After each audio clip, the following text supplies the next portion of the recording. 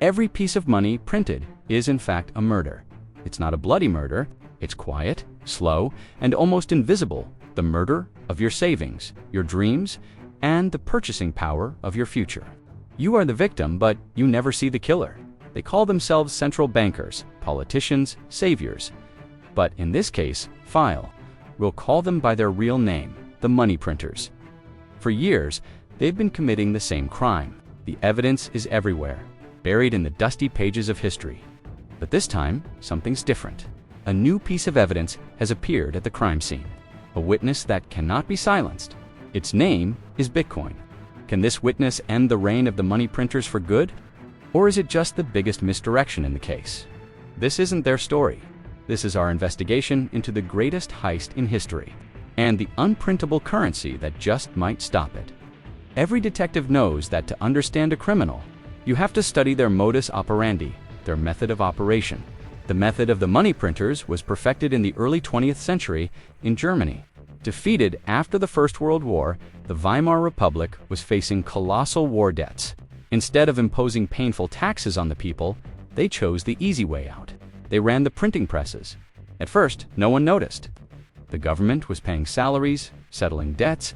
It was as if a magic hand was solving all their economic problems. But it wasn't magic, it was poison. Every new mark that was printed diluted the value of all the other marks already in circulation. It was like slowly packing more gunpowder into the barrel of a murder weapon. Eventually, the inevitable explosion came. By 1923, the money had become so worthless that people found it was cheaper to burn cash in their stoves than to buy firewood. A loaf of bread cost billions of marks. Lifelong savings turned to dust overnight. The killers had long fled the scene, but the murder weapon was still smoking. The paper money printing press. The first lesson from this case was clear. When the money printers are cornered, they will not hesitate to sacrifice their own people. Their fingerprints were all over the worthless stacks of paper.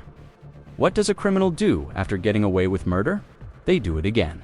For the money printers, Argentina has been a favorite hunting ground for decades. Throughout the 20th century, the country fell into hyperinflation crises again and again. Each time, the script was the same.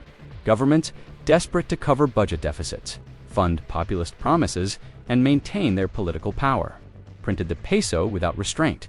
For the ordinary Argentinian, it was a never-ending nightmare. The money they earned today would lose a chunk of its value by tomorrow. Their savings in the bank were in a constant state of decay. People tried everything to escape the peso. They fled to the US dollar, bought property, even resorted to barter. But the system always had a trap waiting.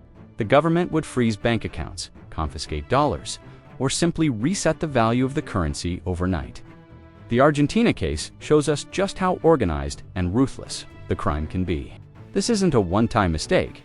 It's a system, a mechanism for silently transferring the wealth of the citizens to the state. Through the hidden tax of inflation, the victims were screaming, but the world wasn't listening, because the money printers in the rest of the world were busy running different versions of the same scheme. And then, in the 21st century, the money printers upgraded their methods. They no longer needed noisy printing presses. The crime went digital. In 2008, when giant banks like Lehman Brothers collapsed under the weight of their own greed, the global financial system ground to a halt. This was the system destroying itself. But the money printers had another plan.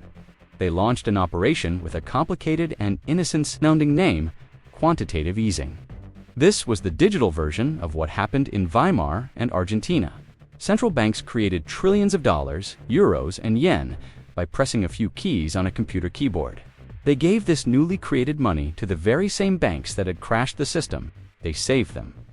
And what about the ordinary people? Millions lost their homes, their jobs, their savings. While their governments imposed austerity on them, the rich got richer. Because all this newly printed money inflated the prices of assets like stocks and real estate. It was a party for those who owned assets. It was a demolition site for those living on a salary. The crime was now cleaner, faster, and more global.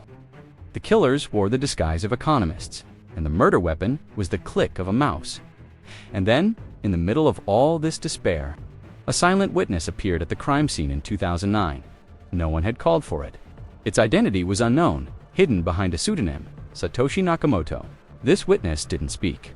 It simply offered a piece of code. It called it Bitcoin.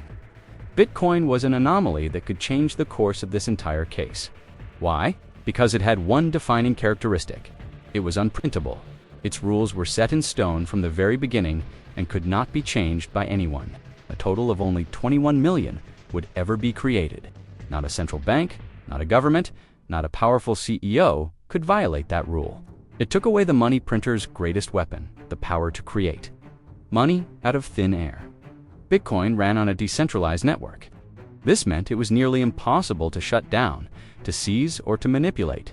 Something like the government freezing dollar accounts in Argentina was impossible here. It was a currency controlled by no one that obeyed only the laws of mathematics and code. Was this the perfect witness in the case? The nightmare of the money printers? Or was it another trap? So, can Bitcoin defeat the money printers? We might be asking the wrong question. Bitcoin isn't an army. It doesn't storm the headquarters of the money printers. Bitcoin is a shelter, an escape route, an emergency exit from a burning building. The money printers will continue their game. They will create inflation, they will devalue currency, and they will redistribute wealth. It is in their nature. You cannot stop them. But now, you don't have to play their game for the first time in history. Bitcoin offers ordinary people a choice. The choice to opt out of a broken system. This is not investment advice. This is an analysis of the evidence, and the evidence shows that every currency entrusted to a central authority is doomed to be corrupted over time. This is as certain as a law of physics. From Rome to Weimar, from Argentina to the digital world of today, the story is always the same. Can Bitcoin break this cycle? We don't know. The case is still open. But we do know this. There is a gang committing the biggest financial crime in history. And now, for the first time, we have a piece of evidence they cannot touch, and a witness they cannot silence. Ultimately, the verdict is yours. Will you place your trust in a system whose power comes from the ability to print limitlessly, or will you explore an alternative whose power comes from the unchangeable rules of mathematics? History has shown us, again and again, how the first option ends. The story of the second option is still being written, and whether you become a part of that story is a decision only you can make. If this case made you think, subscribe to the channel. The investigation is just getting started. I'll keep showing you where to find the evidence.